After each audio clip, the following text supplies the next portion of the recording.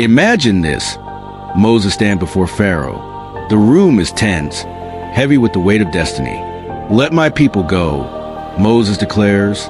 But this time, there is no hardened heart, no stubborn refusal. Instead, Pharaoh exhales, his eyes dark with something unspoken. He looks at Moses and says, "Go." No 10 plagues, no Red Sea parting, no years of wandering in the wilderness. What if Pharaoh had obeyed God the first time? Would history have been rewritten? Would Israel have reached the promised land in peace? Would miracles have still shaped their destiny? Or would something far worse have taken its place? For centuries, the Israelites were slaves in Egypt. Pharaoh, afraid of their growing numbers, ordered all Hebrew baby boys to be thrown into the Nile. But one child survived, Moses, raised in the palace but destined by God to lead his people to freedom. God's command to Pharaoh. One day, as Moses stood before Pharaoh, he gave the divine demand. "Thus says the Lord, the God of Israel, let my people go, that they may serve me in the wilderness." Exodus 5 verse 1. But Pharaoh's heart was hard. He refused, over and over. So God sent 10 plagues to break Egypt's rule: blood, frogs, darkness, and death itself. Finally, Pharaoh relented.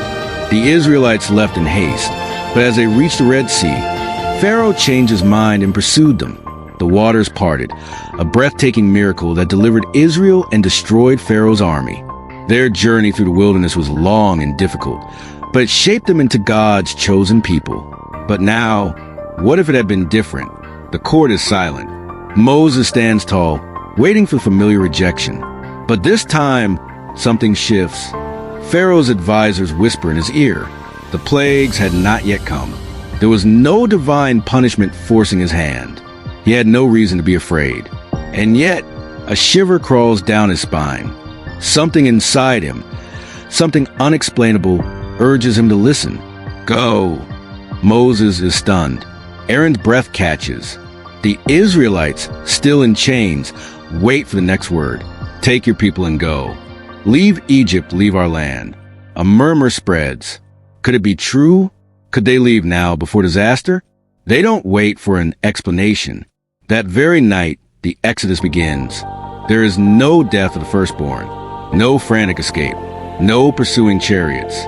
Israel walks out of Egypt in peace. Their feet do not rush over dry seabeds, but through open desert plains. But something is missing. No manna from heaven, no water from the rock, no cloud by day or fire by night. Without the trials, there are no miracles. Without the miracles, there is no awe. Moses leads them, but the people forget God. There was no Red Sea to prove his power, no plagues to strike fear into their enemies. The stories of God's greatness feel distant, less real.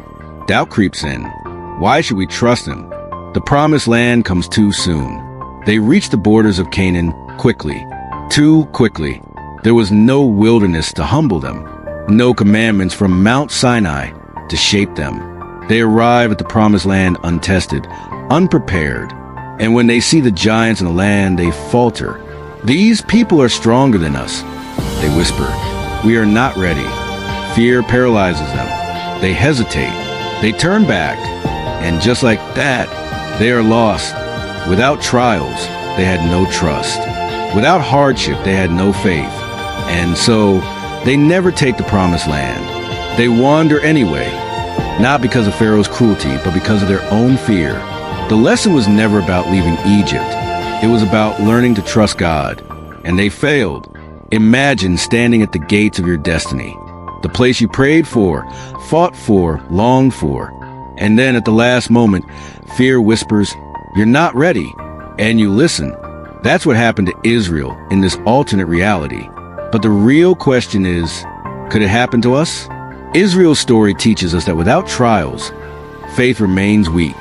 Sometimes, God doesn't remove obstacles right away because he's preparing us to handle the blessing. If Pharaoh had let them go early, they would have arrived too soon, before their faith was strong enough to take hold of their future. How many times do we want the easy path? But God knows we need the journey. Maybe the struggle you're facing isn't punishment. Maybe it's preparation. Maybe the delay isn't denial. Maybe it's an invitation to trust.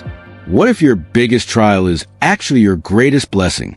What if the very thing you're trying to escape is shaping you into who you were meant to be? Maybe the question isn't, why is God allowing this? Maybe it's, what is God preparing me for? Think about that. And remember, sometimes the hardest road leads to the greatest miracles. What if the Israelites never reached the promised land? They left Egypt, but they never arrived. The promised land was right there, but they turned back. What if the Israelites never reached Canaan? What if they built a new life in the wilderness? Would they have thrived or disappeared? Would history have erased them? Or would God have found another nation to take their place? In the real story, the Israelites doubted God at the edge of the promised land. They saw giants and said, "We can't do this." So God declared, "Because you did not trust me, this entire generation will wander for 40 years. You will never enter the land. Only your children will." For 4 decades they roamed, waiting, aging, dying, until a new generation, stronger, bolder, full of faith, finally crossed into Canaan under Joshua's leadership. But what if that new generation never rose? What if they settled in the wilderness forever? Year 40. The Israelites were supposed to be gone by now, but instead they are still here. Moses has passed. Aaron is gone. Even the strongest warriors from Egypt are fading away. The desert has become their home. Instead of marching toward a promised land, they build sand cities, small, struggling communities where their children grow up knowing nothing of Egypt and nothing of Canaan. One day, a young Israelite asks his father, "What is Canaan?" The father pauses. He doesn't know how to answer, because after 40 years, even the promise is starting to feel like a myth. The faith is fading. With no Red Sea stories to tell, with no battles fought and won, the miracles become legends, things the elders whisper about at night, and slowly their identity shifts.